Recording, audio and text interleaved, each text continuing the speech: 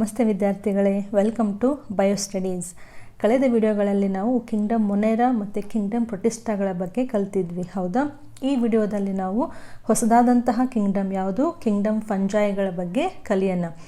ಈ kingdom Monera ಮತ್ತು kingdom Protista ತಗೊಂಡ್ರೆ, so Monera kingdom and Protista kingdom. ಈ ಮೊನೇರಾ ಕಿಂಗ್ಡಮ್ದಲ್ಲಿ ಎಲ್ಲವೂ ಬ್ಯಾಕ್ಟೀರಿಯಾ ಅಂತಹ ಜೀವಿಗಳಿದ್ದು, ಹೌದಾ? ಪ್ರೊಟಿಸ್ಟಾದಲ್ಲಿ again we have studied 3 types. ಯಾವ್ಯಾವುದು? Photosynthetic, saprophytic and protozoan. ಈ ಮೊನೇರಾ ಮತ್ತು ಪ್ರೊಟಿಸ್ಟಾನ ಕಂಪೇರ್ ಮಾಡಿದರೆ ಇವೆರಡೂ ಯುನಿಸೆಲ್ಯುಲರ್ ಆರ್ಗ್ಯಾನಿಸಮ್ಸ್, ಅಂದರೆ ಇವು ಏಕಕೋಶೀಯ ಜೀವಿಗಳು. ಬಟ್ ಈ ಕಿಂಗ್ಡಮ್ ಫಂಜಾಯಿ ತಗೊಂಡ್ರೆ ಇಲ್ಲಿ ಬರುವಂಥವುಗಳು multi cellular, very very important. So ಮೊದಲನೇ ಬಾರಿಗೆ ಬಹುಕೋಶೀಯ ಜೀವಿಗಳನ್ನು ಹೊಂದಿರುವಂತಹ ಸಾಮ್ರಾಜ್ಯವನ್ನು ಸ್ಟಡಿ ಮಾಡ್ತಾ ಇದ್ದೀವಿ. ಯಾವುದು? ಕಿಂಗ್ಡಮ್ ಫಂಜಾಯಿ. ಇದು ಮೊದಲನೇ ಡಿಫ್ರೆನ್ಸು. ಮೊನೇರಾ ಪ್ರೊಟಿಸ್ಟಾ ಯುನಿಸೆಲ್ಯುಲರ್ ಆರ್ಗ್ಯಾನಿಸಮ್ಸ್, ಫಂಜಾಯಿ ಅಂದರೆ ಇದು ಮಲ್ಟಿ ಸೆಲ್ಯುಲರ್ ಆರ್ಗ್ಯಾನಿಸಮ್ಸ್.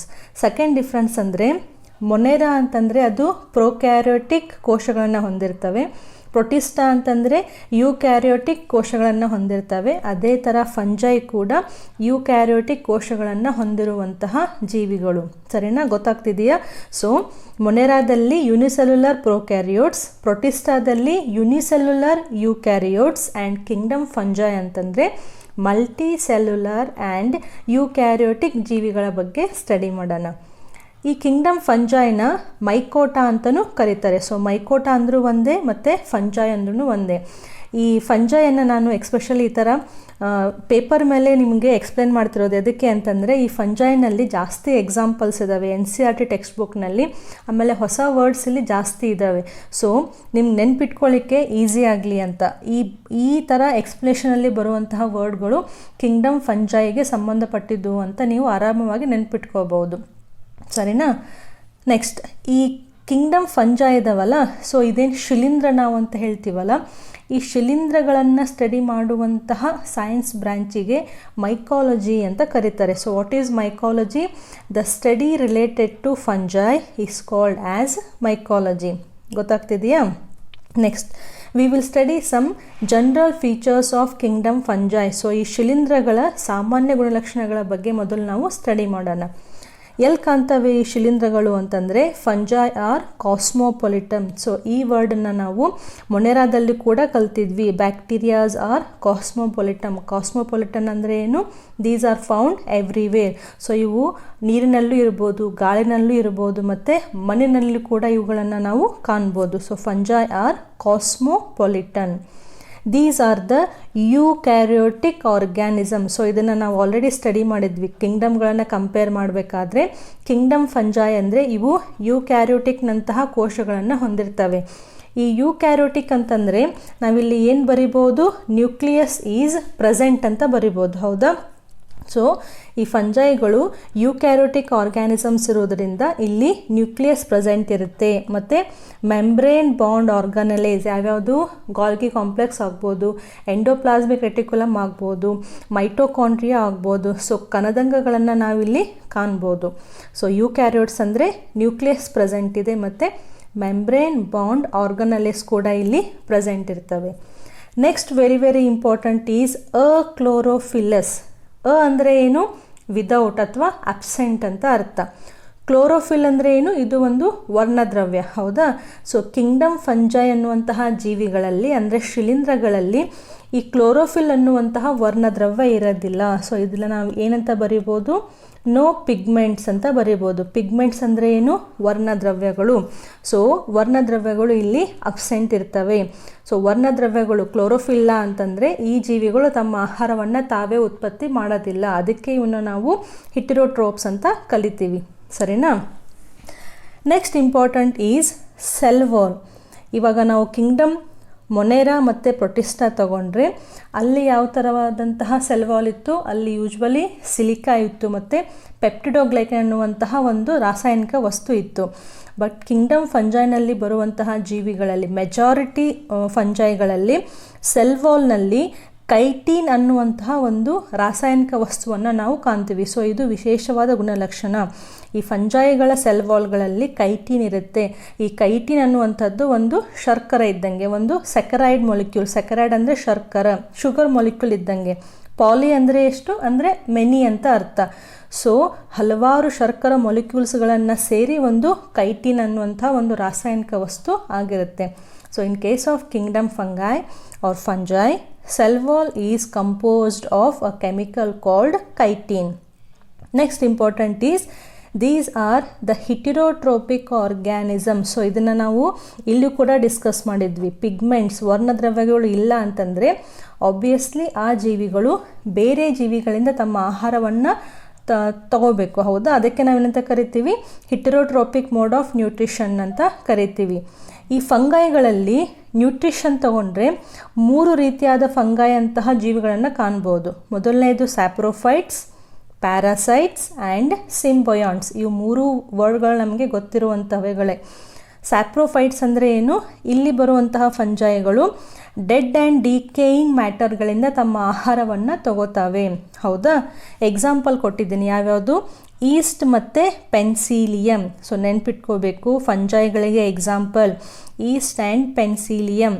ಈ ಈಸ್ಟ್ ಅನ್ನುವಂಥದ್ದು ಇದು ವಿಶೇಷವಾದ ಒಂದು ಫಂಜೈ, ಶಿಲೀಂಧ್ರ. ಯಾಕೆ ಅಂತಂದರೆ ಈ ಶಿಲೀಂಧ್ರಗಳಿಗೆ ನಾವೇನಂತ ಕರಿತೀವಿ, ಮಲ್ಟಿ ಸೆಲ್ಯುಲರ್, ಬಹುಕೋಶೀಯ ಅಂತ ಕರಿತೀವಿ. ಆದರೆ ಇದು ಈಸ್ಟ್ ಇದೆಯಲ್ಲ, ಈಸ್ಟ್ ಯಾವತ್ತು ಏಕಕೋಶೀಯ ಜೀವಿ, ಬಟ್ ಇದು ಯೂಕ್ಯಾರಿಯೋಟಿಕ್ ಇರುತ್ತೆ, ಅದಕ್ಕೆ ಇಲ್ಲಿ ನ್ಯೂಕ್ಲಿಯಸ್ ಡ್ರಾ ಮಾಡಿರೋದು. ಸೊ ಫಂಜೈನಲ್ಲಿ ಬರುವಂತಹ ಈಸ್ಟ್ ಇದು unicellular. This is used in fermentation of bread and alcohol. ನೆನ್ಪಿಟ್ಕೊಳ್ಳಿ, ಫರ್ಮೆಂಟೇಷನ್ ಅಂದರೆ ಏನು? ಈ ಹುದುಗುವಿಕೆ ಅಂತಾರೆ, ಹುಳಿ ಬರೋದು ಅಂತೀವಲ್ಲ, ಸೊ ಅದಕ್ಕೆ ನಾವು ಫರ್ಮೆಂಟೇಷನ್ ಅಂತ ಕರಿತೀವಿ.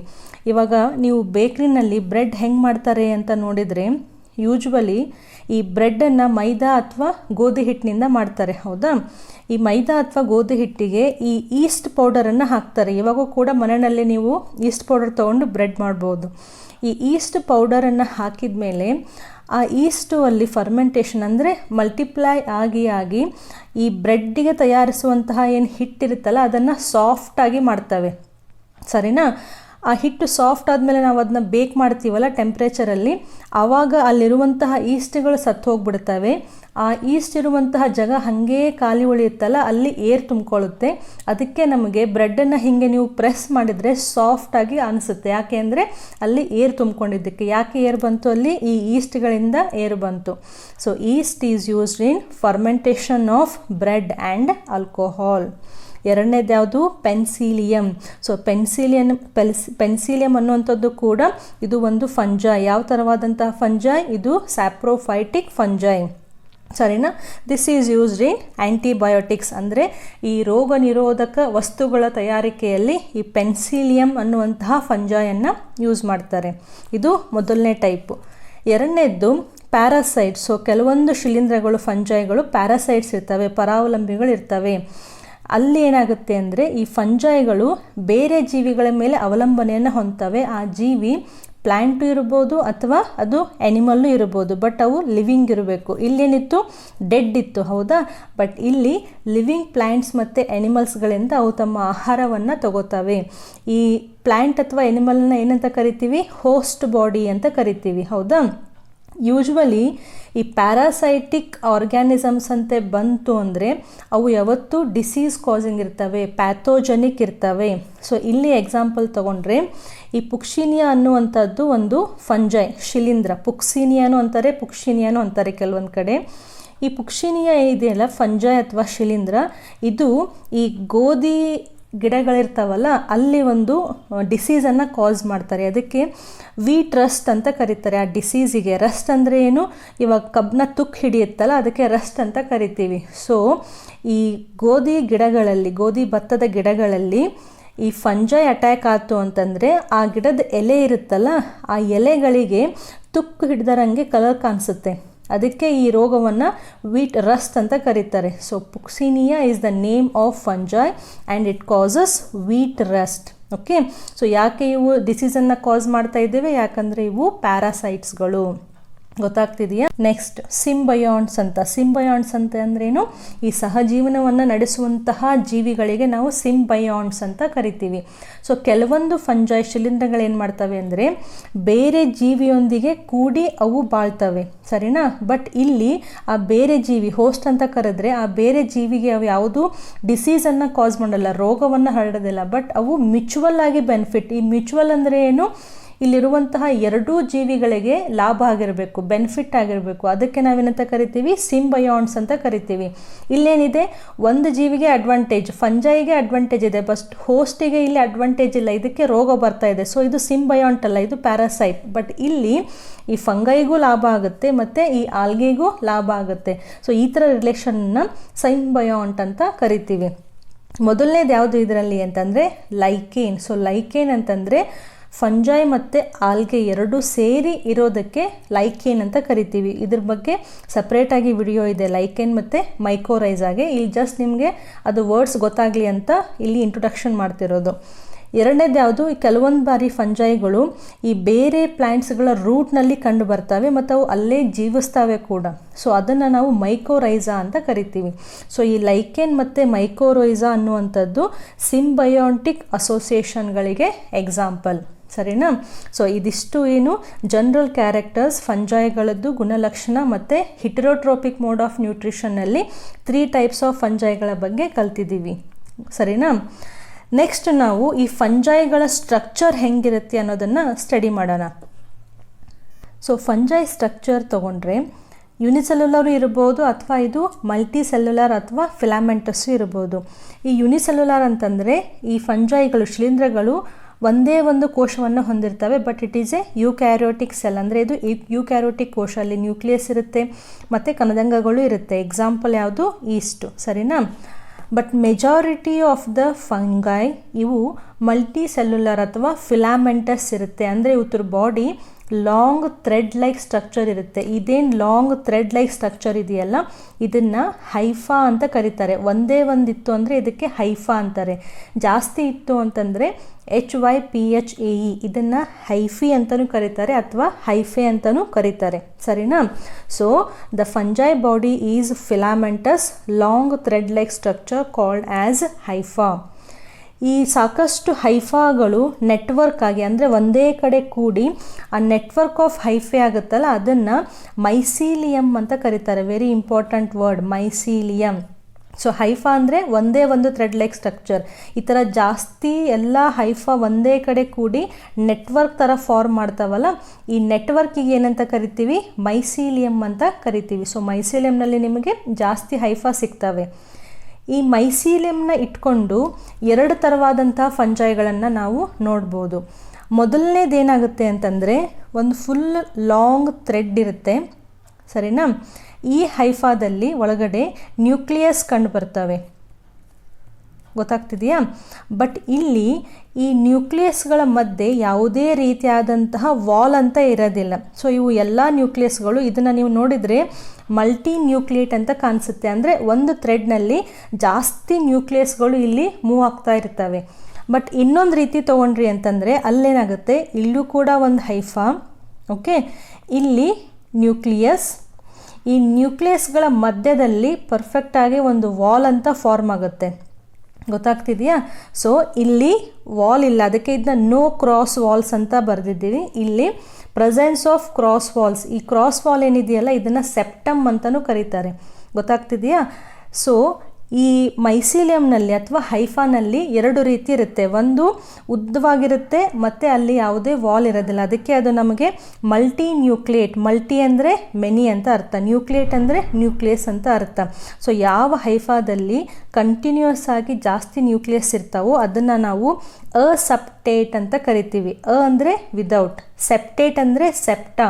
ಸೊ ಯಾವ ಹೈಫಾನಲ್ಲಿ ಈ ಕ್ರಾಸ್ ವಾಲ್ ಸೆಪ್ಟಾ ಇಲ್ವೋ ಅದನ್ನು ನಾವು ಅಸೆಪ್ಟೇಟ್ ಅಂತ ಕರಿತೀವಿ. ಇನ್ ಕೇಸ್ ಅಲ್ಲಿ ನ್ಯೂಕ್ಲಿಯಸ್ಗಳ ಮಧ್ಯೆ ವಾಲ್ ಇತ್ತು ಅಂತಂದರೆ, ಪರ್ಫೆಕ್ಟಾಗಿ ಒಂದು ವಾಲ್ ಇತ್ತು ಅಂದರೆ ಇದನ್ನು ನಾವು ಸೆಪ್ಟೇಟ್ ಅಂತ ಕರಿತಾ ಇದ್ದೀವಿ. ಸೊ ನೆನ್ಪಿಟ್ಕೋಬೇಕು, ಹೈಫಾಗಳಲ್ಲಿ 2 ರೀತಿ ಇರುತ್ತೆ, ಒಂದು ಅಸೆಪ್ಟೇಟ್ ಮತ್ತು ಒಂದು ಸೆಪ್ಟೇಟ್. ಇಲ್ಲಿ ವಾಲ್ ಇರೋದಿಲ್ಲ, ಇಲ್ಲಿ ವಾಲ್ ಇರುತ್ತೆ. ಈ ಮಲ್ಟಿನ್ಯೂಕ್ಲಿಯೇಟ್ ಕಂಡೀಷನ್ ಇದೆಯಲ್ಲ, ಇದನ್ನು ಸೀನೋಸೈಟಿಕ್ ಅಂತಲೂ ಕರೀತಾರೆ. ಸೀನೋಸೈಟಿಕ್ ಹೈಫೆ ಅಂತಂದರೆ ಯಾವ ಹೈಫೆನಲ್ಲಿ ಜಾಸ್ತಿ ನ್ಯೂಕ್ಲಿಯಸ್ಗಳು ಕಂಡು ಬರ್ತಾವೋ ಆ ಕಂಡೀಷನ್ನ ಸೀನೋಸೈಟಿಕ್ ಹೈಫೆ ಅಂತ ಕರಿತೀವಿ. ಸರಿ, ಗೊತ್ತಾಗ್ತಿದೆಯಾ? ಈ ಅಸೆಪ್ಟೇಟ್ ಇರಲಿ ಅಥವಾ ಸೆಪ್ಟೇಟ್ ಇರಲಿ, ಇವು ಯಾವತ್ತು ಬ್ರ್ಯಾಂಚ್ಡ್ ಇರ್ತವೆ. ಅಂದರೆ ಈ ಮೈಸೀಲಿಯಾ ನೀವು ನೋಡಿದ್ರಿ ಅಂತಂದರೆ ಫುಲ್ ಅಲ್ಲಿ ಈ ಥರ ಬ್ರ್ಯಾಂಚಸ್ ಇರ್ತವೆ. ಒಂದೇ ಒಂದು ಹಿಂಗೆ ಉದ್ದಕ್ಕೆ ಥ್ರೆಡ್ ಇರಲ್ಲ, ಅದು ಫುಲ್ ಬ್ರ್ಯಾಂಚ್ ಆಗ್ತಾ ಹೋಗಿರುತ್ತೆ. ಇಲ್ಲಿಯೂ ಕೂಡ ಇವು ಬ್ರ್ಯಾಂಚಸ್ ಇರ್ತವೆ. ಗೊತ್ತಾಗ್ತಿದೆಯಾ? ಬಟ್ ಇಲ್ಲಿ ಕರೆಕ್ಟಾಗಿ ವಾಲ್ ಫಾರ್ಮ್ ಆಗಿ ಒಂದೊಂದು ಫುಲ್ ಕಂಪಾರ್ಟ್ಮೆಂಟಲ್ಲಿ ಒಂದೊಂದು ಪರ್ಫೆಕ್ಟಾಗಿ ನ್ಯೂಕ್ಲಿಯಸ್ ಇರುತ್ತೆ. So these are the 2 types of hyphae. ಮೊದಲನೇದು ಯಾವುದು? ಅಸೆಪ್ಟೇಟ್, ಅಂದರೆ ಅಲ್ಲಿ ವಾಲ್ ಇರೋದಿಲ್ಲ, ಅದಕ್ಕೆ ಇದು ಮಲ್ಟಿ ನ್ಯೂಕ್ಲಿಯೇಟ್. ಎರಡನೇದು ಯಾವುದು? ಅಲ್ಲಿ ಪರ್ಫೆಕ್ಟಾಗಿ ಒಂದು ಕ್ರಾಸ್ ವಾಲ್ ಅಂತ ಫಾರ್ಮ್ ಆಗುತ್ತೆ, ಅದಕ್ಕೆ ನಾವು ಇದನ್ನು ಸೆಪ್ಟೇಟ್ ಅಂತ ಕರಿತೀವಿ. ಯೂಶ್ವಲಿ ಈ ಅಸೆಪ್ಟೇಟ್ ಕಂಡೀಷನ್ ಇದೆಯಲ್ಲ, ಇದು ಲೋವರ್ ಫಂಜೈಗಳಲ್ಲಿ ಅಂದರೆ ಪ್ರಾಚೀನವಾದಂತಹ ಶಿಲೀಂಧ್ರಗಳಲ್ಲಿ ಈ ಥರವಾದಂತಹ ಹೈಫಾವನ್ನು ನಾವು ನೋಡ್ಬೋದು. ಬಟ್ ಹೈಯರ್ ಫಂಜೈಗಳಲ್ಲಿ ಅಂದರೆ ಕಂಪ್ಲೀಟಾಗಿ ಎವಲ್ಯೂಷನ್ ಆಗಿರುವಂತಹ ಫಂಜೈಗಳಲ್ಲಿ ನಾವು ಈ ಪರ್ಫೆಕ್ಟ್ ಆದಂತಹ ವಾಲ್ ಅಂದರೆ ಸೆಪ್ಟೇಟ್ ತರಹದ ಹೈಫಾಗಳನ್ನು ಕಾಣ್ಬೋದು. ಸೊ ಫಂಗೈ ಸ್ಟ್ರಕ್ಚರ್ನಲ್ಲಿ ಯುನಿಸೆಲ್ಯುಲರ್ಗೆ ಎಕ್ಸಾಂಪಲ್ ಈಸ್ಟ್ ಫಿಲಾಮೆಂಟಸ್ ಟೈಪ್ ಇತ್ತು ಅಂತಂದರೆ ಅದು ಅಸೆಪ್ಟೇಟು ಆಗ್ಬೋದು ಅಥವಾ ಅದು ಸೆಪ್ಟೇಟು ಆಗ್ಬೋದು. ಸರಿನಾ? So this is all about the structure of fungi. Next ನಾವೇನು ತಗೊಳ್ಳೋಣ ಅಂತಂದರೆ ರೀಪ್ರೊಡಕ್ಷನ್ ಹೆಂಗಾಗುತ್ತೆ ಅಂತ ಇಲ್ಲಿಗೆ ಸ್ಟಡಿ ಮಾಡೋಣ. ರೀಪ್ರೊಡಕ್ಷನ್ ಇನ್ ಫಂಜೈ. ಸೊ ಈ ಶಿಲೀಂಧ್ರಗಳಲ್ಲಿ ಸಂತಾನೋತ್ಪತ್ತಿ 3 ವಿಧವಾಗಿ ನಾವು ಸ್ಟಡಿ ಮಾಡ್ಬೋದು. ಮೊದಲನೇದು vegetative reproduction, asexual reproduction and sexual reproduction. ಈ ಮೊದಲನೇದಾಗಿ ವೆಜಿಟೇಟಿವ್ ರೀಪ್ರೊಡಕ್ಷನ್. ಈ ವೆಜಿಟೇಟಿವ್ ರೀಪ್ರೊಡಕ್ಷನ್ ಅನ್ನೋದು ಕೂಡ one type of asexual reproduction. But ಇಲ್ಲಿ ನಾವು ಅಸೆಕ್ಷುವಲ್ ರೀಪ್ರೊಡಕ್ಷನ್ನ ಸ್ಪೋರ್ಗಳ ಮುಖಾಂತರ, ಬೀಜಕಗಳ ಮುಖಾಂತರ ಆಗುವುದನ್ನು ಕಲಿತಾ ಇದ್ದೀವಿ. ಅದಕ್ಕೆ ಇದನ್ನು ಸಪ್ರೇಟಾಗಿ ಇಲ್ಲಿ ವೆಜಿಟೇಟಿವ್ ರೀಪ್ರೊಡಕ್ಷನ್ ಅಂತ ಒಂದು ಸಪ್ರೇಟ್ ಹೆಡ್ಡಿಂಗಲ್ಲಿ ಕಲಿಯೋಣ. ಸರಿನಾ? ಈ ವೆಜಿಟೇಟಿವ್ ರೀಪ್ರೊಡಕ್ಷನ್ 3 ಟೈಪ್ಸ್ ಆಗ್ತವೆ. ಒಂದು ಫ್ರ್ಯಾಗ್ಮೆಂಟೇಷನ್, ಒಂದು ಫಿಜನ್ ಅಂದರೆ ಇದು ವಿದಳನ, ಮತ್ತು ಇನ್ನೊಂದು ಬಡ್ಡಿಂಗ್ ಅಂತ ಅರ್ಥ. ಈ ಫ್ರ್ಯಾಗ್ಮೆಂಟೇಷನಲ್ಲಿ ಏನಾಗುತ್ತೆ ಅಂತಂದರೆ, ನೀವು ಒಂದು ಉದ್ದವಾದಂತಹ ಫಿಲಾಮೆಂಟ್ ತೊಗೊಂಡ್ರೆ ಅಥವಾ ಹೈಫಾ ತೊಗೊಂಡ್ರೆ, ಸರಿನಾ, ಈ ಹೈಫಾ ಏನಾಗುತ್ತೆ ಅಂತಂದರೆ ರ್ಯಾಂಡಮ್ ಆಗಿ ಪೀಸಸ್ ಆಗುತ್ತೆ, ಅಂದರೆ ಕಟ್ ಆಗುತ್ತೆ, ತುಂಡರಿಸುವಿಕೆ ಅಂತೀವಲ್ಲ ಆ ರೀತಿ. ಸೊ ಈ ಒಂದೊಂದು ಏನು ಪೀಸಸ್ ಆಗ್ತಿದೆಯಲ್ಲ, ಈ ಒಂದು ಫ್ರಾಗ್ಮೆಂಟಿಂದ ಒಂದು ಹೊಸ ಹೈಫಾ ಅಲ್ಲಿ ಹುಟ್ಕೊಳ್ಳುತ್ತೆ. ಸೊ ಇಲ್ಲಿ ನ್ಯೂ ಹೈಫೆ ಅಥವಾ ಹೈಫಾ ಅಂತಲೂ ಬರೀಬೋದು. ಸೊ ಈ ಫ್ರಾಗ್ಮೆಂಟೇಷನ್ನಲ್ಲಿ ಒಂದು ಫುಲ್ ಫಿಲಾಮೆಂಟಸ್ ಆಗಿರುವಂತಹ ಫಂಜೈ ಅದು ತುಂಡರಿಕೆಯಾಗಿ ಒಂದೊಂದು ತುಂಡಿನಿಂದ, ಒಂದೊಂದು ಪೀಸ್ನಿಂದ ಒಂದೊಂದು ನ್ಯೂ ಹೈಫಾ ಬೆಳೆಯುತ್ತೆ. ಅದನ್ನು ನಾವು ಫ್ರಾಗ್ಮೆಂಟೇಷನ್ ಅಂತ ಕರಿತಾ ಇದ್ದೀವಿ. ನೆಕ್ಸ್ಟ್ ಯಾವುದು? ಫಿಜನ್. ಫಿಜನ್ ಅಂದರೆ ಏನು? ವಿದಳನ ಅಂತ ಅರ್ಥ. ಇವಾಗ ನಾವು ಬೈನರಿ ಫಿಜನ್ ಕಲ್ತಿದ್ವಲ್ಲ, ಅದೇ ರೀತಿ ಇಲ್ಲಿಯೂ ಕೂಡ ಏನಾಗುತ್ತೆ ಅಂತಂದರೆ ಈ ಹೈಫೆನಲ್ಲಿ ಇರುವಂತಹ ಸೆಲ್ಸ್ ತಗೊಂಡ್ರೆ, ಓಕೆ, ಸೊ ಇದು ಫಸ್ಟ್ ಏನಾಗುತ್ತೆ, ಸ್ವಲ್ಪ ಇಲ್ಲಿ ಡಿಪ್ರೆಷನ್ ಆಗಿ ಈ ಥರ ಸ್ಟ್ರಕ್ಚರ್. ಸೊ ಇಲ್ಲಿ ನ್ಯೂಕ್ಲಿಯಸ್ ಇರೋದು ಸ್ಲೋ ಆಗಿ ಡಿವೈಡ್ ಆಗಲಿಕ್ಕೆ ಸ್ಟಾರ್ಟ್ ಆಗುತ್ತೆ. ಸೊ ನ್ಯೂಕ್ಲಿಯಸ್ ಡಿವೈಡ್ ಆಯಿತು ಅಂತಂದರೆ ಇಲ್ಲಿ ಪರ್ಫೆಕ್ಟಾಗಿ 2 ಸೆಲ್ಸ್ ಫಾರ್ಮ್ ಆಗ್ತವೆ. ಸೊ ನ್ಯೂಕ್ಲಿಯಸ್ 2 ಆಯಿತು. ನೆಕ್ಸ್ಟ್ ಸ್ಟೇಜಲ್ಲಿ ಇದೆರಡು ಸೆಲ್ಸು ಬೇರೆ ಬೇರೆಯಾಗಿ ಹೊಸ ಹೈಫಾ ಆಗಿ ಹುಟ್ಕೋತವೆ. ಸೊ ಇದನ್ನು ನಾವು ಫಿಜನ್ ಅಂತ ಕರಿತಾ ಇದ್ದೀವಿ. ಸೊ ಒಂದು ಸೆಲ್ ಇರೋದು ಅದು ನ್ಯೂಕ್ಲಿಯಸ್ ಡಿವೈಡ್ ಆಗಿ, ಸೈಟೋಪ್ಲಾಸಮ್ ಡಿವೈಡ್ ಆಗಿ 2 ಹೊಸ ಡಾಟರ್ ಸೆಲ್ಸ್ ಆಗಿ ಇಲ್ಲಿಂದ ಏನಾಗ್ತವೆ, ಇವು ಹೊಸ ಹೈಫೆ ಆಗಿ ಹುಟ್ಕೋತವೆ. ಗೊತ್ತಾಗ್ತಿದೆಯಾ? ಸೊ ಇದು ಫಿಜನ್, ಇದು ಸಿಂಪಲ್ ಮೆಥಡ್, ವಿದಳನ ಪ್ರೊಸೆಸ್. ಬಡ್ಡಿಂಗ್ ಅಂತಂದರೆ ಇದು ಯೂಶ್ವಲಿ ಈಸ್ಟ್ನಲ್ಲಿ ಆಗುತ್ತೆ. ಹೇಗೆ ಆಗುತ್ತೆ? ಒಂದು ಸಿಂಗಲ್ ಸೆಲ್ ತೊಗೊಂಡ್ರೆ ನೀವು ಈಸ್ಟದ್ದು, ಇದು ನ್ಯೂಕ್ಲಿಯಸ್ ಆಯಿತು, ಹೌದಾ? ಸ್ಟಾರ್ಟಿಂಗ್ ಏನಾಗುತ್ತೆ ಅಂತಂದರೆ ಇದರಲ್ಲಿರುವಂತಹ ಏನು ಕೋಶರಸ ಇದೆಯಲ್ಲ, ಪ್ರೋಟೋಪ್ಲಾಸಮ್, ಇದು ಸ್ಲೋ ಆಗಿ ಸ್ವಲ್ಪ ಹಿಂಗೆ ಹೊರಗಡೆ ಬರಲಿಕ್ಕೆ ಸ್ಟಾರ್ಟ್ ಆಗುತ್ತೆ. ಇದಕ್ಕೆ ನಾವು ಬಡ್ ಅಂತ ಕರಿತೀವಿ, ಮೊಗ್ಗು ಅಂತ ಹೇಳ್ತೀವಲ್ಲ. ಸೊ ಬಡ್ಡಿಂಗ್ ಅಂದರೆ ಮೊಗ್ಗುವಿಕೆ. ಸೊ ಈ ಸ್ಟಾರ್ಟಿಂಗ್ ಆಗಿ ಸ್ವಲ್ಪ ಪ್ರೋಟೋಪ್ಲಾಸಮ್ ಹೊರಗಡೆ ಹೋಗಿ ಒಂದು ಮೊಗ್ಗನ್ನು ಫಾರ್ಮ್ ಮಾಡುತ್ತೆ.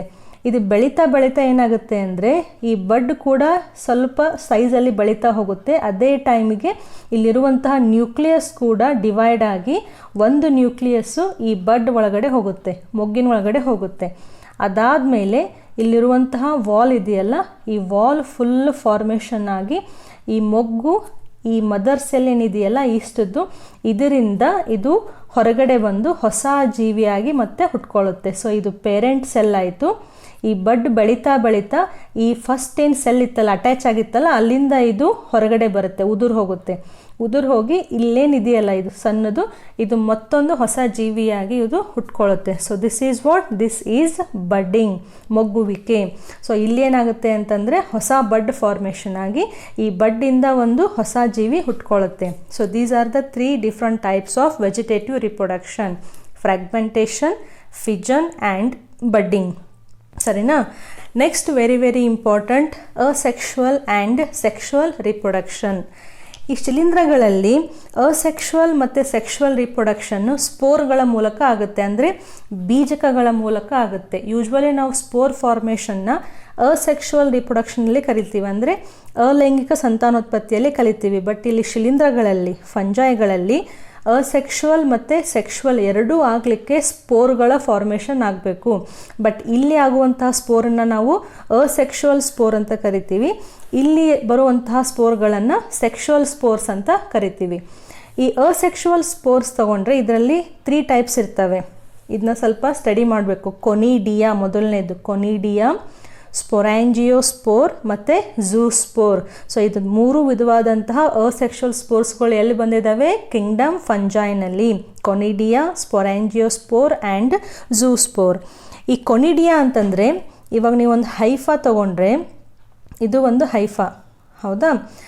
ಈ ಹೈಫಾನಲ್ಲಿ ಅಸೆಕ್ಷುವಲ್ ರಿಪ್ರೊಡಕ್ಷನ್ ಆಗಬೇಕಾದ್ರೆ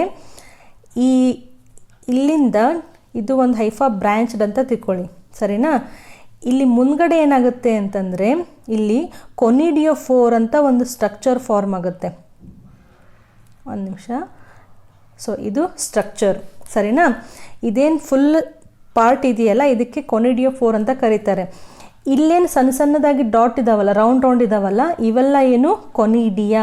ಸೊ ಈ ಕೊನಿಡಿಯಾಗಳು ಏನು ಮಾಡ್ತೇವೆ? ಹೈಫಾದ ಹೊರಗಡೆ ಹುಟ್ಕೋತವೆ, ಹೈಫಾದ ಒಳಗಡೆ ಅಲ್ಲ, ಹೈಫಾದ ಹೊರಗಡೆ ಹುಟ್ಕೊಳ್ಳೋದಕ್ಕೆ ಇದನ್ನು ನಾವು ಎಕ್ಸೋಜಿನಸ್ ಅಂತ ಕರಿತೀವಿ. ಸೊ ಇಲ್ಲಿ ಸ್ಪೋರ್ಗಳು ಹೊರಗಡೆನೇ ಉತ್ಪತ್ತಿಯಾಗಿ ಅವು ಅಲ್ಲೇ ಬಿದ್ದು ಅಥವಾ ಗಾಳಿನಲ್ಲಿ ತೂರ್ಕೊಂಡು ಬೇರೆ ಕಡೆ ಬಿದ್ದು ಅಲ್ಲಿ ಹೊಸ ಹೈಫಾವನ್ನು ಅವು ಸೃಷ್ಟಿಸ್ತವೆ. ಸೊ ಇವು ಅಸೆಕ್ಷುವಲ್ ಸ್ಪೋರ್ಸ್. ಮೊದಲನೇದು ಯಾವುದು? ಕೊನಿಡಿಯಾ. ಸೊ ಕೊನಿಡಿಯಾ ಅಂತಂದರೆ ಇದು ಫುಲ್ ಒಂದು ಕೊನಿಡಿಯಾ, ಸೆಕೆಂಡ್, ಥರ್ಡ್. ಸೊ ಇದರಿಂದ ಅವು ಹೊರಗಡೆ ಬಂದು ಬೇರೆ ಜೀವಿಯಾಗಿ ಹುಟ್ಕೊಳ್ತವೆ, ಅಂದರೆ ಬೇರೆ ಹೈಫಾನ ಫಾರ್ಮ್ ಮಾಡ್ತವೆ. ಈ ಸ್ಪೊರಾಂಜಿಯೋಫೋರ್ ಅಂತಂದರೆ, ಇವಾಗ ನೀವು ಒಂದು ಹೈಫಾ ತೊಗೊಂಡ್ರೆ, ಓಕೆ, ಈ ಹೈಫಾನಲ್ಲಿ ಏನಾಗುತ್ತೆ ಅಂದರೆ ಫ್ರೂಟಿಂಗ್ ಬಾಡಿಯಾಗಿ ಇಲ್ಲಿ ಒಂದು ಹೊಸ ಸ್ಟ್ರಕ್ಚರ್ ಫಾರ್ಮ್ ಆಗುತ್ತೆ, ಈ ಥರ, ಸರಿನಾ? ಇಲ್ಲೇನು ಸ್ಟ್ರಕ್ಚರ್ ಆಯ್ತಲ್ಲ ಈ ರೌಂಡಾಗಿ, ಇದನ್ನು ನಾವು ಸ್ಪೊರಾಂಜಿಯೋಫೋರ್ ಅಂತ ಕರಿತೀವಿ. ಇದ್ರ ಒಳಗಡೆ ಏನಾಗ್ತವೆ ಅಂತಂದರೆ ಈ ಥರ ಸ್ಪೋರ್ಸ್ ಫಾರ್ಮ್ ಆಗ್ತವೆ, ಸರಿನಾ? ಇಲ್ಲಿ ಸ್ಪೋರ್ ಫಾರ್ಮ್ ಆಯಿತು ಅಂದರೆ ಈ ಸ್ಟ್ರಕ್ಚರ್ ಫುಲ್ ಹಿಂಗೆ ಓಪನ್ ಆಗಿ, ಬರ್ಸ್ಟ್ ಆಗಿ ಓಪನ್ ಆಗಿ ಇವೆಲ್ಲ ಸ್ಪೋರ್ಗಳು ಹೊರಗಡೆ ಬರ್ತವೆ. ಒಂದೊಂದು ಸ್ಪೋರ್ ಅಂತಂದರೆ ಏನು? ಅಲ್ಲಿಂದ ಒಂದೊಂದು ಹೈಫೆ ಹುಟ್ಕೊಳ್ಳುತ್ತೆ ಅಂತ ಅರ್ಥ. ಸೊ ಈ ಸ್ಪೋರ್ಗಳನ್ನು ಏನಂತ ಕರಿತೀವಿ ನಾವಿಲ್ಲಿ?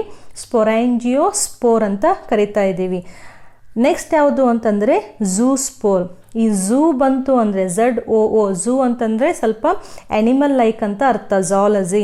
ಸೊ ಇಲ್ಲೇನಾಗುತ್ತೆ ಅಂತಂದರೆ ಇಲ್ಲಿಯೂ ಕೂಡ ಒಂದು ಸ್ಪೆಷಲ್ ಸ್ಟ್ರಕ್ಚರ್ ಫಾರ್ಮ್ ಆಗಿ ಆ ಸ್ಟ್ರಕ್ಚರ್ ಒಳಗಡೆ ಏನಾಗುತ್ತೆ, ಇಲ್ಲಿ ಸ್ಪೋರ್ಗಳ ಫಾರ್ಮೇಷನ್ ಆಗುತ್ತೆ.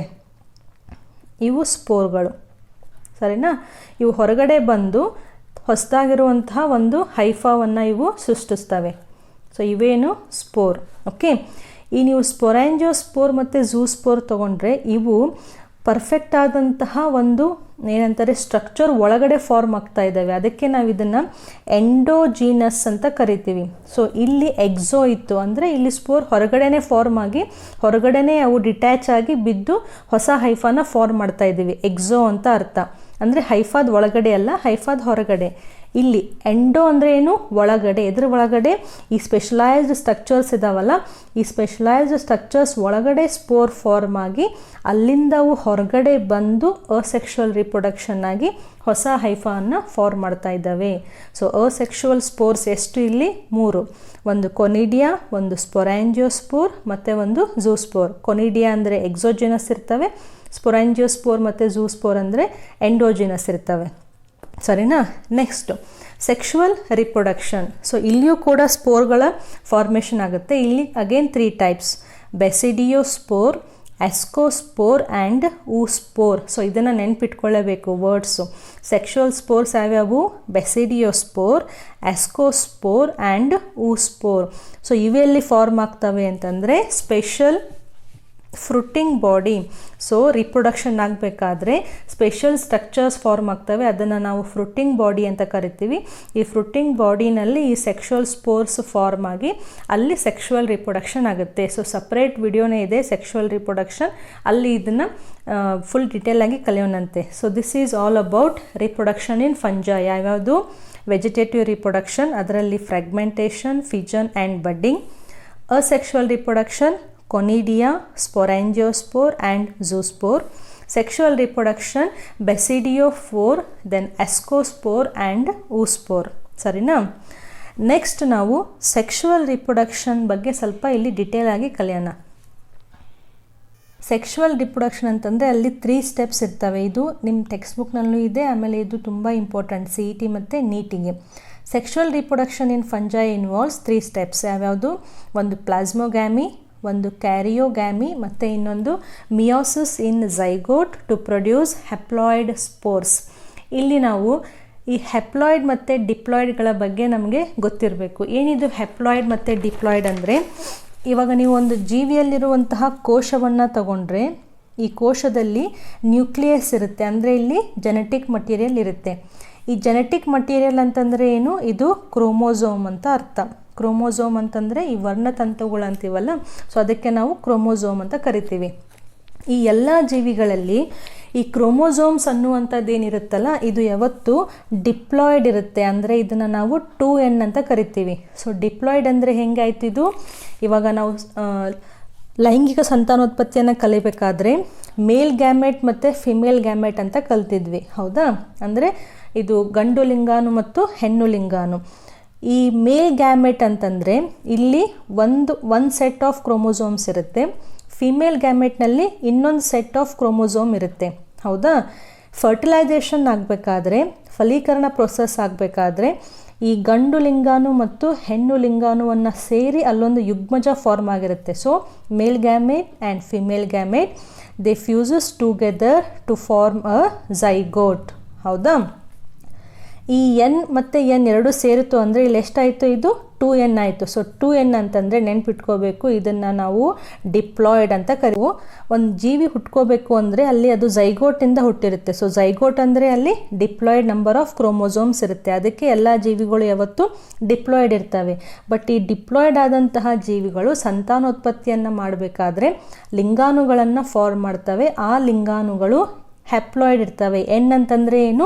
ಹೆಪ್ಲಾಯ್ಡ್ ಅಂತ ಅರ್ಥ, ಹೆಪ್ಲಾಯ್ಡ್, ಸರಿನಾ? ಸೊ ಇವಾಗ ನೀವು ಹ್ಯೂಮನ್ ಬೀಯಿಂಗ್ ತೊಗೊಂಡ್ರೆ, ಮನುಷ್ಯನಲ್ಲಿ ತೊಗೊಂಡ್ರೆ, ನಮ್ಮ ಬಾಡಿನಲ್ಲಿರುವಂತಹ ಕೋಶಗಳಲ್ಲಿರುವಂತಹ ಕ್ರೋಮೋಸೋಮ್ಸ್ ತೊಗೊಂಡ್ರೆ 2n = 46 ಇರ್ತವೆ. ಅಂದರೆ 46 ಕ್ರೋಮೋಸೋಮ್ಸ್ ಇರ್ತವೆ. ಅದರ ಅರ್ಥ ಏನು? ಈ 46ನಲ್ಲಿ ಡಿವೈಡೆಡ್ ಬೈ 2 ಮಾಡಿದರೆ 23 ಕ್ರೋಮೋಸೋಮ್ಸ್ ನಮಗೆ ಫಾದರಿಂದ ಬಂದಿರ್ತವೆ, 23 ಕ್ರೋಮೋಸೋಮ್ಸ್ ಮದರಿಂದ ಬಂದಿರ್ತವೆ. ಸೊ 2n 46 ಆದರೆ n ಎಷ್ಟಾಯಿತು? 23 ಆಯಿತು. ಸೊ ಇದು ಹೆಪ್ಲಾಯ್ಡು, ಇದು ಡಿಪ್ಲಾಯ್ಡ್, ಸರಿನಾ? ಸೊ ಈ ಕಾನ್ಸೆಪ್ಟ್ ನಿಮಗೆ ಅರ್ಥ ಆಗಲಿ. ಹೆಪ್ಲಾಯ್ಡ್ ಅಂದರೆ single set of chromosome, diploid ಅಂತಂದರೆ 2 ಸೆಟ್ ಆಫ್ ಕ್ರೋಮೋಸೋಮ್ಸ್, ಸರಿನಾ? ಇವಾಗ ಇಲ್ಲಿ ಸೆಕ್ಷುವಲ್ ರಿಪ್ರೊಡಕ್ಷನ್ ಫಂಜೈನಲ್ಲಿ ಆಗಬೇಕಾದ್ರೆ ಮೊದಲನೇ ಸ್ಟೆಪ್ ಏನು ಅಂತಂದರೆ, 2 ಹೆಪ್ಲಾಯ್ಡ್ ಹೈಫೆಗಳು ಮೊದಲು they will come together. So ಇಲ್ಲಿ ನಾನು ಹೆಪ್ಲಾಯ್ಡ್ ಹೈಫೆ ಅಂತ ಕರೆದಿದ್ದೀನಿ. ಸೊ ಯೂಶ್ವಲಿ ನಾವು ಫಂಜೈನಲ್ಲಿ ಹೈಫೈಗಳನ್ನು ತೊಗೊಂಡ್ರೆ ಅಲ್ಲಿ ಹೆಪ್ಲಾಯ್ಡ್ ನಂಬರ್ ಆಫ್ ಕ್ರೋಮೋಸೋಮ್ಸ್ ಇರ್ತವೆ, ಸರಿನಾ? ಸೊ ಅದಕ್ಕೆ ಇಲ್ಲಿ n ಮತ್ತು n ಅಂತ ಬರೆದಿದ್ದೀನಿ.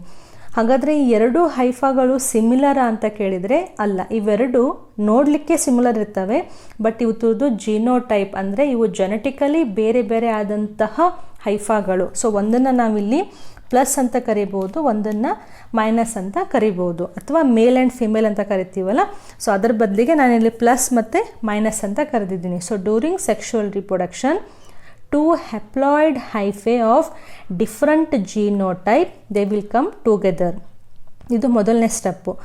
ಎರಡನೇ ಸ್ಟೆಪ್ ಏನಾಗುತ್ತೆ ಅಂತಂದರೆ ಈ ಎರಡು ಹೈಫಾಗಳು ಕೂಡಿದ್ವು ಅಂತಂದರೆ ಇವೆರಡೂ ಹೈಫಾಗಳ ಮಧ್ಯೆ ಗ್ಯಾಮೆಟಾಂಜಿಯಾ ಅಂತ ಒಂದು ಸ್ಟ್ರಕ್ಚರ್ ಫಾರ್ಮ್ ಆಗೋಕ್ಕೆ ಸ್ಟಾರ್ಟ್ ಆಗುತ್ತೆ. Gametangia. So what is this gametangia? ಈ ಲಿಂಗಾಣುಗಳನ್ನು ಹೊಂದಿರುವಂತಹ ಸ್ಟ್ರಕ್ಚರ್ಗಳು ಇಲ್ಲಿ ಡೆವಲಪ್ ಆಗ್ತವೆ. ಅವು ಡೆವಲಪ್ ಆಗ್ತಾ ಆಗ್ತಾ ಎರಡೂ ಸ್ಟ್ರಕ್ಚರ್ಸ್ ಇದ್ದಾವಲ್ಲ, ಇಲ್ಲಿ ಬರುವಂತಹ ಪ್ಲಸ್ ಗ್ಯಾಮೆಟಾಂಜಿಯಾ ಮತ್ತು ಮೈನಸ್ ಗ್ಯಾಮೆಟಾಂಜಿಯಾ ಎರಡೂ ಒಂದಕ್ಕೊಂದು ಕೂಡ್ಕೋತವೆ.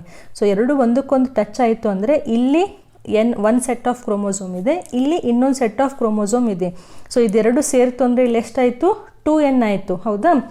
ಬಟ್ ಇಲ್ಲೇನಾಗುತ್ತೆ ಅಂತಂದರೆ ಈ ನ್ಯೂಕ್ಲಿಯಸ್ ಕೂಡ್ಕೊಳ್ಳಲ್ಲ, ನ್ಯೂಕ್ಲಿಯಸ್ ಹಾಗೆ ಉಳಿತವೆ.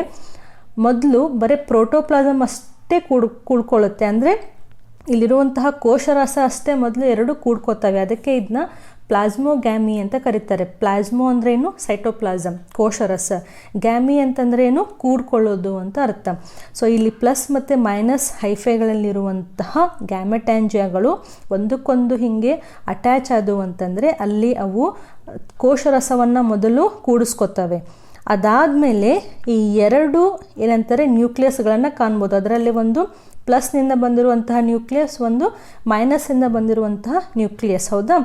ಈ ಸ್ಟೇಜಿಗೆ ಡೈ ಕ್ಯಾರಿಯಾನ್ ಅಂತ ಕರೀತಾರೆ. ಡೈ ಅಂದರೆ ಎಷ್ಟು? ಎರಡು.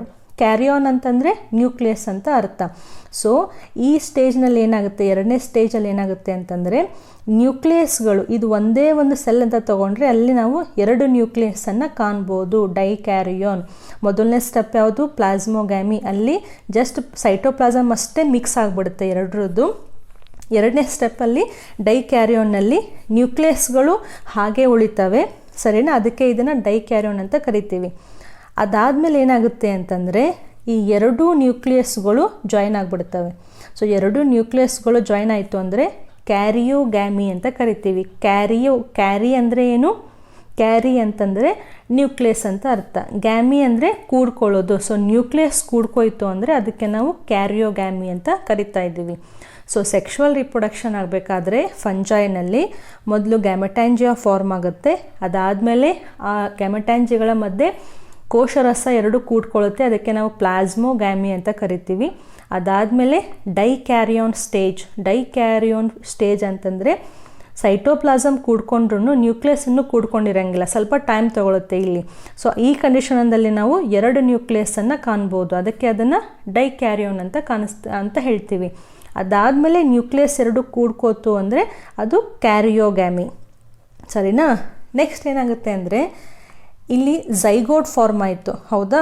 ಸೊ ಏನಿದು? ಇದು ಝೈಗೋಟ್. ಯಾಕಂದರೆ ನ್ಯೂಕ್ಲಿಯಸ್ ಜಾಯ್ನ್ ಆಯಿತು ಅಂದರೆ ಇಲ್ಲಿ 2n ಆಯಿತು ಇದು, ಹೌದಾ? ಇಲ್ಲಿಂದ ಒಂದು n ಬಂತು, ಇಲ್ಲಿಂದ ಇನ್ನೊಂದು n ಬಂತು. ಇಲ್ಲೇನು ಝೈಗೋಟ್ ಇದೆಯಲ್ಲ, ಈ ಝೈಗೋಟಿಂದ ಒಂದು ಫ್ರೂಟಿಂಗ್ ಬಾಡಿ ಫಾರ್ಮ್ ಆಗಿ ಇಲ್ಲೇ ಸ್ಪೋರ್ಗಳ ಫಾರ್ಮೇಷನ್ ಆಗುತ್ತೆ. ಹೆಂಗೆ ಸ್ಪೋರ್ಗಳ ಫಾರ್ಮೇಷನ್ ಆಗುತ್ತೆ ಅಂತಂದರೆ ಈ ಝೈಗೋಟ್ ಇದೆಯಲ್ಲ, ಇದು ಝೈಗೋಟು ಮಿಯೋಸಿಸ್ ಆಗುತ್ತೆ. What is meiosis? ನಾವು ಕೋಶ ವಿಭಜನೆಯನ್ನು ತಗೊಂಡ್ರೆ, ಸೆಲ್ ಡಿವಿಷನನ್ನು ತಗೊಂಡ್ರೆ ಎರಡು ರೀತಿಯಾದಂತಹ ಸೆಲ್ ಡಿವಿಷನ್ ಇರುತ್ತೆ. ಒಂದನ್ನು ಮೈಟೋಸಿಸ್ ಅಂತ ಕರಿತೀವಿ, ಮೈಟೋಸಿಸ್. ಇನ್ನೊಂದು ಮಿಯೋಸಿಸ್, ಸರಿನಾ? ಮೈಟೋಸಿಸ್ ಮತ್ತು ಮಿಯೋಸಿಸ್ ಅಂದರೆ ಏನು ಅಂತಂದರೆ ಇವಾಗ ಒಂದು ಕೋಶದಲ್ಲಿ ಡಿಪ್ಲಾಯ್ಡ್ ನಂಬರ್ ಆಫ್ ಕ್ರೋಮೋಸೋಮ್ಸ್ ಇದೆ, ಹೌದಾ? ಈ ಥರವಾದಂತಹ ಒಂದು ಸೆಲ್ಲು ಮೈಟೋಸಿಸ್ ಆಗಿ ವಿಭಜನೆ ಹೊಂಟು ಅಂತಂದರೆ ಇಲ್ಲಿ ಎರಡು ಸೆಲ್ಸ್ಗಳಾಗ್ತವೆ, ಡಾಟರ್ ಸೆಲ್ಸ್ ಆಗ್ತವೆ. ಬಟ್ ಇಲ್ಲಿ ನಂಬರ್ ಹಾಗೇ ಉಳಿಯುತ್ತೆ, 2n ಮತ್ತು 2n.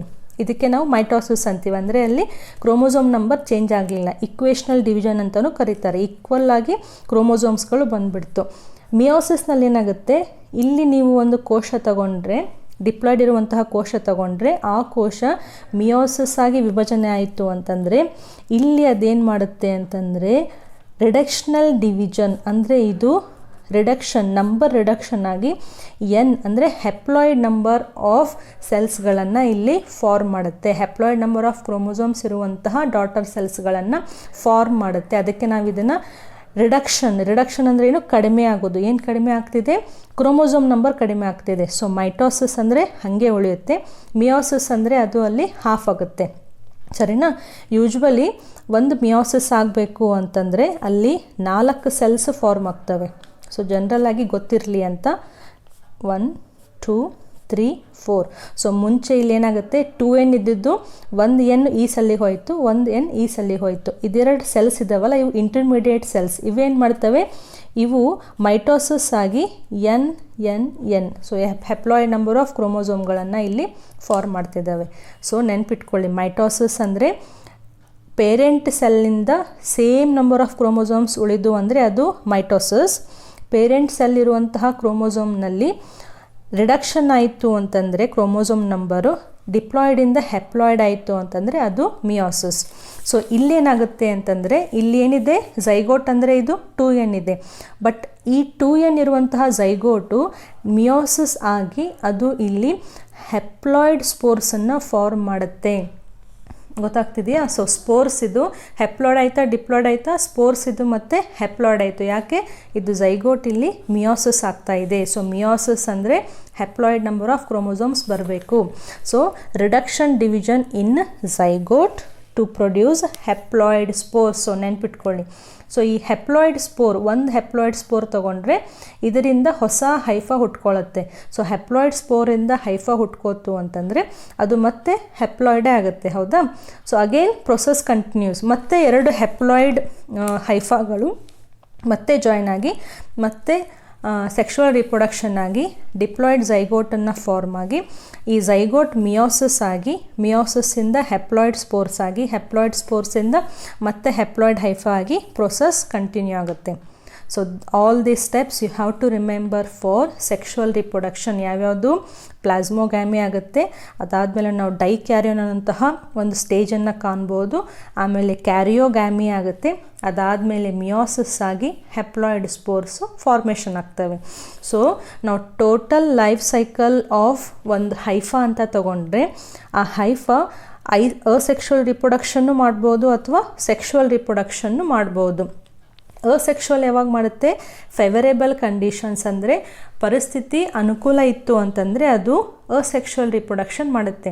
ಪ್ರತಿಕೂಲ ಪರಿಸ್ಥಿತಿ ಇತ್ತು ಅಂತಂದರೆ ಆ ಹೈಫಾಗಳು ಸೆಕ್ಷುವಲ್ ರಿಪ್ರೊಡಕ್ಷನ್ ಮಾಡ್ತವೆ.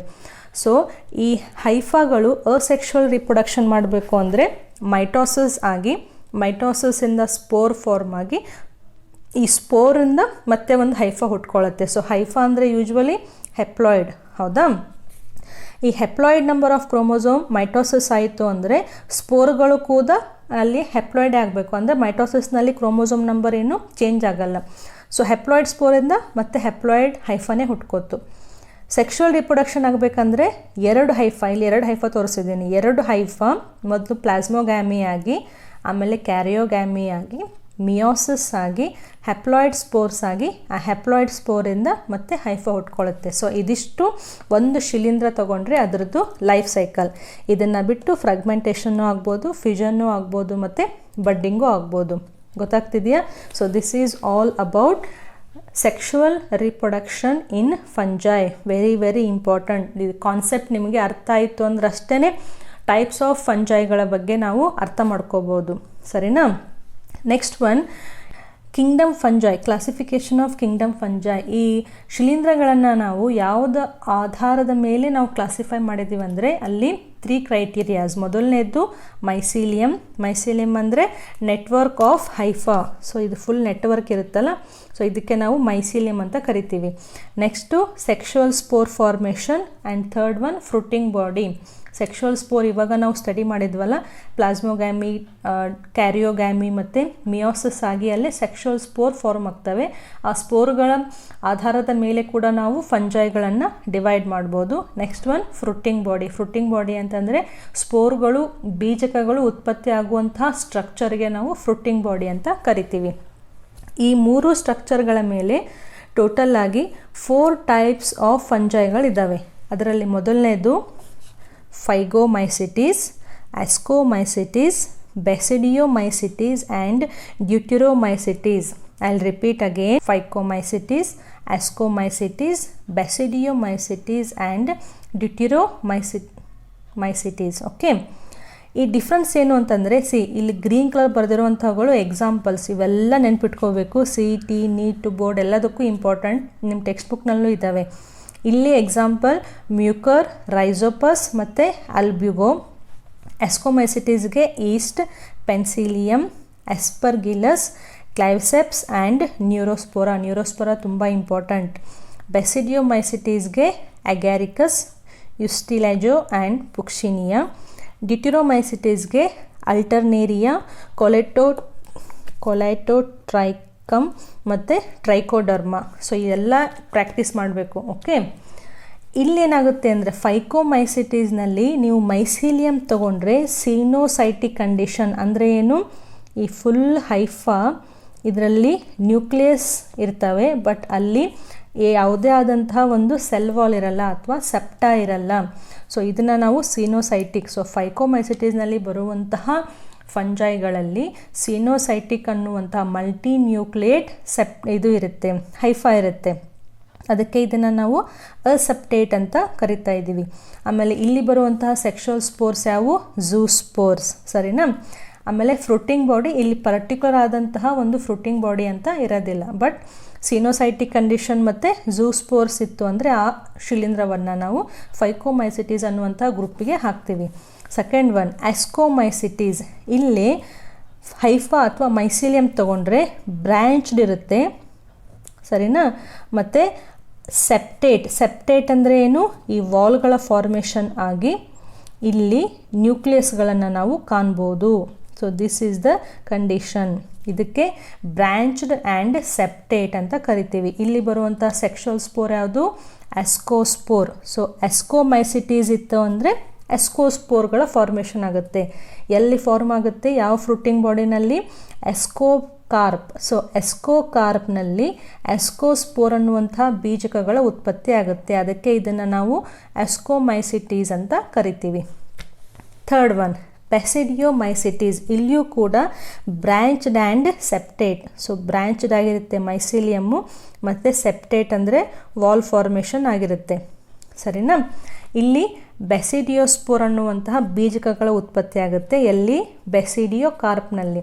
ಸೊ ಬೆಸಿಡಿಯೋಕಾರ್ಪ್ ಅನ್ನುವಂತಹ ಫ್ರೂಟಿಂಗ್ ಬಾಡಿನಲ್ಲಿ ಬೆಸಿಡಿಯೋಸ್ಪೋರ್ ಅನ್ನುವಂತಹ ಬೀಜಕಗಳ ಉತ್ಪತ್ತಿ ಆದರೆ ಅಂತಹ ಶಿಲೀಂಧ್ರಗಳನ್ನು ನಾವು ಬೆಸಿಡಿಯೋಮೈಸಿಟೀಸ್ ಅಂತ ಕರಿತೀವಿ. ಲಾಸ್ಟ್ ಒನ್ ಡಿಟ್ಯುರೋಮೈಸಿಟೀಸ್ ಅಂದರೆ ಫಂಗೈ ಇಂಪರ್ಫೆಕ್ಟೈ. ಇಲ್ಲಿ ಬ್ರ್ಯಾಂಚ್ಡ್ ಇರುತ್ತೆ. ಸರಿನಾ? ಬಟ್ ಇಲ್ಲಿ ಸೆಕ್ಷುವಲ್ ರಿಪ್ರೊಡಕ್ಷನ್ ಆಗೋದಿಲ್ಲ. ಸೊ ಸೆಕ್ಷುವಲ್ ರಿಪ್ರೊಡಕ್ಷನ್ ಆಗಲಿಲ್ಲ ಅಂದರೆ ಅಲ್ಲಿ ಸ್ಪೋರ್ಸು ಆಗಲ್ಲ ಮತ್ತು ಫ್ರೂಟಿಂಗ್ ಬಾಡಿನೂ ಆಗೋದಿಲ್ಲ. ಸೊ ಡಿಟ್ಯುರೋಮೈಸಿಟೀಸ್ನಲ್ಲಿ ಬ್ರ್ಯಾಂಚ್ಡ್ ಸೆಪ್ಟೇಟ್ ಇರುತ್ತೆ, but there is no sexual reproduction. ಈ ಜೀವಿಗಳು, ಇಲ್ಲಿ ಬರುವಂತಹ ಫಂಗೈಗಳು ಕೇವಲ ಅಲೈಂಗಿಕ ಸಂತಾನೋತ್ಪತ್ತಿ, ಅಸೆಕ್ಷುವಲ್ ರಿಪ್ರೊಡಕ್ಷನ್ ಮಾಡಿ ಅವು ಲೈಫ್ ಸೈಕಲ್ನ ಕಂಪ್ಲೀಟ್ ಮಾಡ್ಕೋತವೆ. So these are the 4 types of fungi: Phycomycetes, Ascomycetes, Basidiomycetes and Deuteromycetes. So ಈ ವಿಡಿಯೋದಲ್ಲಿ ನಾವು ಜನರಲ್ ಕ್ಯಾರೆಕ್ಟರ್ಸ್ ಆಫ್ ಫಂಜೈ, ಅದಾದಮೇಲೆ ಕ್ಲಾಸಿಫಿಕೇಷನ್ ಆಫ್ ಫಂಜೈ, ಆಮೇಲೆ very important vegetative reproduction, asexual reproduction and sexual reproduction. Next ವಿಡಿಯೋದಲ್ಲಿ ಈ 4 ಟೈಪ್ ಆಫ್ ಫಂಜೈಗಳ ಬಗ್ಗೆ detail ಆಗಿ study ಮಾಡೋಣ. Very important. So will meet again in the next video. Thank you for watching.